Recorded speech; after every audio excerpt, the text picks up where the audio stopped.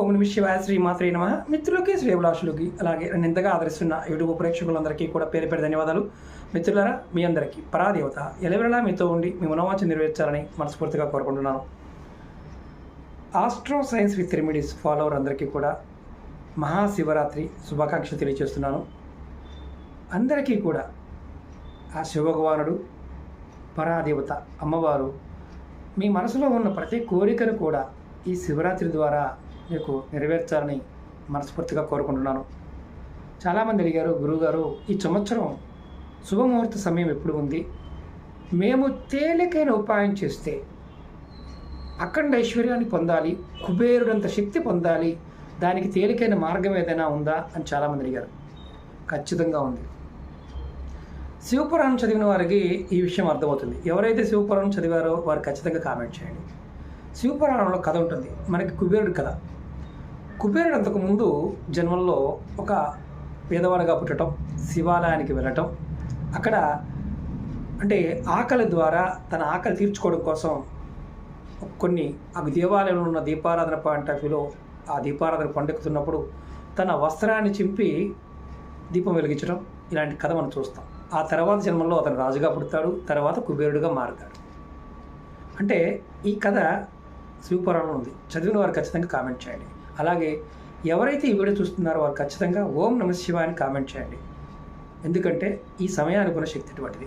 ఇప్పుడు మనం ఈ వీడియోలో ఈ తేలికైన ఉపాయం, అంటే మీరు కుబేరుడంత శక్తి సామర్థ్యాన్ని పొందడానికి, అఖండ ఐశ్వర్యాన్ని పొందడానికి శివరాత్రి రోజున ఏం చేస్తే అలాంటి ఫలితం కలుగుతుందో తెలియజేస్తాను. అలాగే ఏ ముహూర్తంలో, అంటే రేపు 5 ముహూర్త సమయాలు ఉంటాయి. ఆ 5 ముహూర్త సమయాలు సమయంతో పాటు చెప్తాను. ప్రయత్నపూర్వకంగా ఆ సమయంలో శివారాధన చేయండి. మనం సహజంగా శివరాత్రి మొత్తం కూడా జాగరణ చేస్తాం, రాత్రి అంతా కూడా. అది కూడా మనం చేయవచ్చింది. కానీ ఇందులో కొన్ని సమయాలు ఉంటాయి. ఆ సమయాన్ని మీరు ఖచ్చితంగా పాటించినట్లయితే విశేషమైన ఫలితాన్ని పొందుతారు. అలాగే మీకు ఈ వీడియో నచ్చినట్లు లైక్ చేయండి. ఛానల్ని కొత్తగా చూసే మిత్రులు సబ్స్క్రైబ్ చేసుకోండి. పక్కనే గంట సింబల్ ఉంటుంది, అది యాక్టివేట్ చేసుకోండి. మీరు మీ గ్రూప్స్లో ఎంతమందికి ఫార్వర్డ్ చేయగలుగుతారో, కుటుంబ సభ్యులకు కావచ్చు, మీ గ్రూప్స్లో కావచ్చు, అలాగే ఎవరికైనా సరే. ఎందుకంటే ఆ ముహూర్త సమయం, ఈ ఉపాయం అలాంటిది. శివరాత్రి రోజున ఎవరైతే ఈ ఉపాయం చేస్తారో జన్మ జన్మాంతరాల్లో వారు కుబేరుడుగా మారతారని శివపురాణం చెప్తుంది. చాలా తేలికైన ఉపాయం, ప్రయత్నించేయండి. ఎలా చేయాలో చెప్తాను. ముందుగా ముహూర్తాలు చెప్తాను, తర్వాత ఉపాయం చెప్తాను. ముందుగా మనం అభిజిత్ నక్షత్ర ముహూర్తం అంటాం. అంటే అభిజిత్ ముహూర్తం ఇది ఇప్పుడు ఉంటుంది 12:08 నుండి 12:56 వరకు ఉంటుంది. మధ్యాహ్న సమయంలో 12:08 నుండి 12:56 వరకు ఉంటుంది. అలాగే విజయ ముహూర్తం ఇది మధ్యాహ్నం 2:30 నుండి 3:17 దాకా ఉంటుంది. మధ్యాహ్నం 2:30 నుండి, అంటే 2:30 నుండి 3:17 వరకు ఉంటుంది. అలాగే సాయంత్రం గోధూలి ముహూర్తం అంటారు, అంటే ఆవులు ఇంటికి వచ్చే సమయం అంటారు. ఈ ముహూర్తం 6:23 నుండి 6:48 వరకు ఉంటుంది. మరొక చెప్తాను, ఇది గోధూలి ముహూర్తం 6:23 నుండి 6:48 వరకు ఉంటుంది. అలాగే సంధ్యాకాల ముహూర్తం చాలా విశేషమైన శివ పూజకి ఉపయోగపడే ముహూర్తం. 6:25 నుండి 7:39 వరకు ఈ సంధ్యాకాల ముహూర్తం ఉంటుంది. రేపు చెప్తున్నాను మీకు నేను. అలాగే ముఖ్యమైనది అమృతకాల ముహూర్తం, అంటే రాత్రిపూట ఉంటుంది. అంతకుముందు వీడియోలో కూడా చెప్పాను. 10:43 నుండి 12:08 వరకు ఇది అమృతకాల ముహూర్తం అంటారు. ఎవరైనా సరే ఈ ముహూర్తకాల సమయంలో మీరు శివారాధన చేసినట్లయితే, దీపారాధన చేసినట్లయితే విశేషమైన ఫలితం కలుగుతుంది. ఇప్పుడు ఎలా దీపారాధన చేయాలో మీకు తెలియచేస్తాను. మీరు ఈ దీపారాధన చేయడానికి గోధుమ పిండి తీసుకోండి.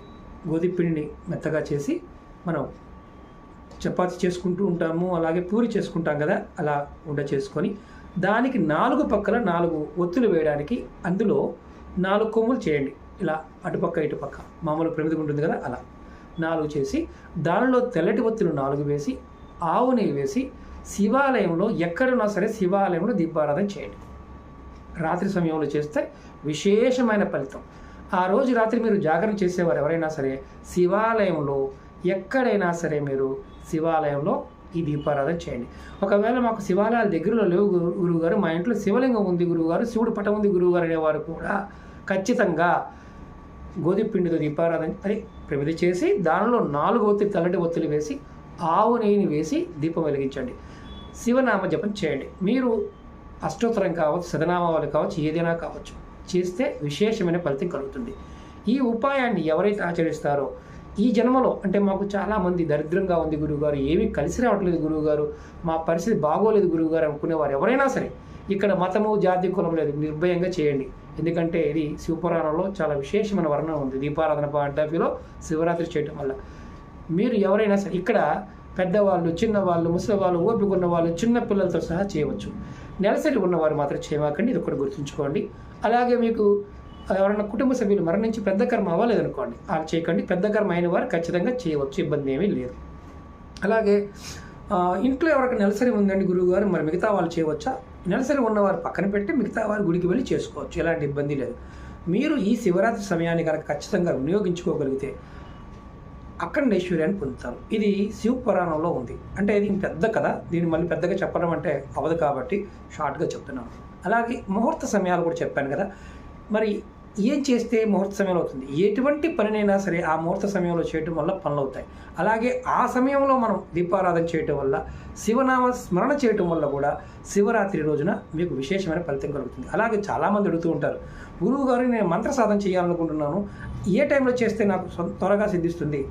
శివరాత్రి రోజున శివాయ గురువే నమః అనుకొని ఒక బిల్వపత్రాన్ని, అంటే మారేడాకు తీసుకొని దాని మీద చక్కగా గంధాన్ని రాసి 21 ఆకులు తీసుకోండి, గంధాన్ని రాసి మీరు శివుడికి సమర్పించండి. ఒక ఆకు మీద మీరు ఏ మంత్రాన్ని తీసుకోవాలనుకుంటున్నారో, అది ఏ మంత్రమైనా సరే, నేను ఈ మంత్రాన్ని జపించాలనుకుంటున్నాను, ఓం నమః శివాయ కావచ్చు, ఓం కావచ్చు, నారాయణ కావచ్చు, ఈ లక్ష్మీదేవినే కావచ్చు, ఎవరైనా సరే ఈ మంత్రాన్ని నువ్వే నా గురువు అని చెప్పేసి ఆ మంత్రాన్ని మారేడు దళం మీద రాసి శివలింగం మీద పెట్టి మీరు గనక ఖచ్చితంగా మంత్రోచ్చరణ చేసినట్లయితే, ఆ రోజు నుండి మీరు మొదలుపెట్టి కంటిన్యూ చేసుకున్నట్లయితే శివుడు మీకు గురువుగా మారుతాడు. మీరు ఏది కోరుకున్నారో ఆ మంత్రం ద్వారా అది సిద్ధిస్తుంది.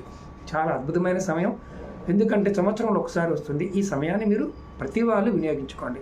అలాగే రాబోయే ఆదివారం అమావాస్య ఉంది, ఆ సమయానికి కూడా కొన్ని యంత్రాలు మీకు చెప్పడానికి ట్రై చేస్తాను. అమ్మవారి అనుగ్రహం చేత అమ్మవారి మీకు చెప్పమని పర్మిషన్ ఇస్తే మాత్రం ఖచ్చితంగా మీకు యంత్రాలు కూడా, కొన్ని యంత్రాలు మీకు చూపించడానికి ప్రయత్నం చేస్తాను. మీ అందరికి మీరుగా చేసుకునే విధంగా ప్రయత్నం చేయవచ్చు. అలాగే వనమూలికల పాఠాలు కూడా నెక్స్ట్ వీడియోలో మీకు చెప్తాను. ఇది మనకి ఆదివారం అమావాస్య పాయింట్ ఆఫ్ వ్యూలో. పాత సంవత్సరం వీడియోలు చేయవచ్చా గురువు గారు, చాలా షేర్ చేస్తున్నారు కదా అంటే, మా టీం షేర్ చేస్తూనే ఉన్నారు. మీరు పాత వీడియోలు ఏదైనా శివరాత్రికి సంబంధించిన ఏదైనా చేయవచ్చు, మీరు చేయగలిగేదాన్ని ప్రయత్నపూర్వకంగా చేయండి. అలాగే ఈ అవకాశాన్ని మాత్రం వినియోగించుకోండి. కుబేరుడంత ఐశ్వర్యవంతులు మీరు ఖచ్చితంగా ఈ ఉపాయం చేయడం వల్ల అవుతారు. ఈ దీపారాధనలో ఆసక్తి ఉంది. ఓకే మిత్రులారా, మీకు ఈ వీడియో నచ్చినట్లయితే లైక్ చేయండి, ఛానల్ సబ్స్క్రైబ్ చేసుకోండి, పక్కనే ఉన్న గంట సింబల్ని యాక్టివేట్ చేసుకొని 10 మంది మిత్రులు షేర్ చేయండి. ఖచ్చితంగా ఓం నమః శివాయ అని కామెంట్ చేయండి. ఓం నమః శివాయ, శ్రీమాత్రే నమః.